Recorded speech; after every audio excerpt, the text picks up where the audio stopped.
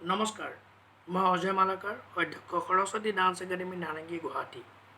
আজিৰ এই ভিডিঅ'টো এটা বিশেষ কাৰণ বনাব লৈছোঁ।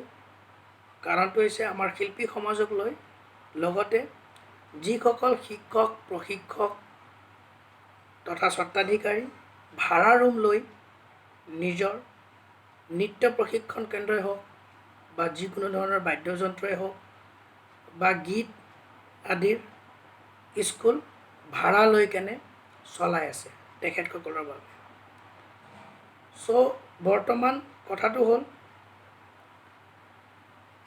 মহামাৰী কৰোণা ভাইৰাছক লৈ যিটো লকডাউন চলিলে, বৰ্তমানো চলি আছে, আমাৰ বাবেতো চলিয়ে থাকিব, কেতিয়ালৈকে চলে ক'ব নোৱাৰোঁ। কাৰণ কি আমাৰ স্কুল সম্পূৰ্ণভাৱে এই 2 মাহটো বন্ধ হৈ গ'ল। আগলৈ কেতিয়ালৈকে বন্ধ থাকে, কি হ'ব ক'ব নোৱাৰোঁ আমি। লগতে যিসকল শিল্পীয়ে নিজৰ গীত নৃত্য বাদ্যযন্ত্ৰ আদি বজাই কেনে নিজৰ পৰিয়াল চলাই আছিলে, তেখেতসকলৰো কি হ'ব এতিয়া একো ক'ব নোৱাৰোঁ বা একো ধৰিব নোৱাৰি, কেতিয়ালৈকে আমাৰ এই ভাল দিন আকৌ ঘূৰি আহিব।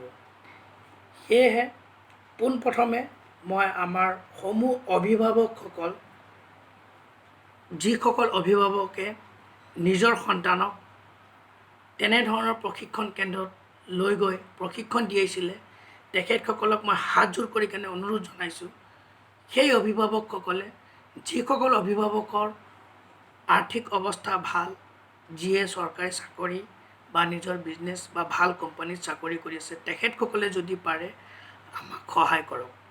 আমাক সহায় কৰক মানে এই 2 মাহৰ ফিজটো, যিহেতুকে স্কুল হোৱা নাই যদিও আপোনালোকে এই 2 মাহৰ ফিজটো ক্লিয়াৰ কৰক। কাৰণ আপোনালোকে 500-1000 টকাকৈ দিলেও আমাৰ কাৰণে বহুত। যদি 20 জনেও দিয়ে 10,000 টকা এটা আহিব। সেই আমাৰ এখন স্কুলৰ ভাড়া কমেও 10,000, 20,000, 25,000, 30,000 তেনেকুৱা ধৰণৰ। তাৰ উপৰিও ষ্টাফৰ চেলেৰিৰ কথা আছে। সকলো আমি ভাবিব লগা হৈছে। তো আমি কেনেকৈ চলিম? আমি সদায় নিজৰ ছাত্ৰ ছাত্ৰী লগত লৈ কেনে বা আমি নিজেই দি কেনে লগত গৈ তেখেতসকলৰ মঞ্চত নাচি কেনে ৰাইজক মনোৰঞ্জন দিছোঁ। গোটেই ৰাইজক মনোৰঞ্জন দিওঁ, হাঁহি ফূৰ্তি কৰি কেনে আমি নাচি বাগি কেনে 2 পইচা পাওঁ, ৰাইজে খুব আনন্দিত হয়। কিন্তু আজি সেই শিল্পীসকলে কান্দিব লগা হৈছে। কিয়? সেই শিল্পীসকলৰ কাৰণে মাত মাতিবৰ কাৰণে কোনো লোক আগবাঢ়ি অহা নাই। কিহৰ বাবে? সেয়েহে আজি আমি বহুত বিপদত পৰিছোঁ। সেয়ে আমি আজি অভিভাৱকসকলক সহায় সহযোগিতা বিচাৰিছোঁ। আপোনালোকে এই সহায় সহযোগিতা কৰক আমাক। লগতে আমি এই ঘৰ মালিকসকলকো অনুৰোধ জনাইছোঁ, যদি পাৰে আপোনালোকে এই 2 মাহ এমাহ যি পাৰে আপোনালোকে এই ঘৰ ভাড়াটো ৰেহাই দিয়ক।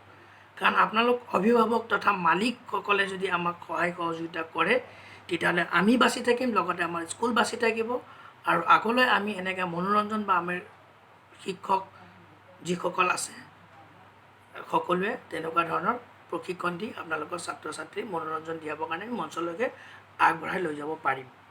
তাৰ উপৰিও চৰকাৰে বহু লোকক ভাল সাহাৰ্য দিছে। এতিয়া আজিও শুনিলোঁ বহুত বৃদ্ধা লোকক 1,000 টকা দিব, তাৰ উপৰিও সহায় সহযোগিতা কৰিব। লগতে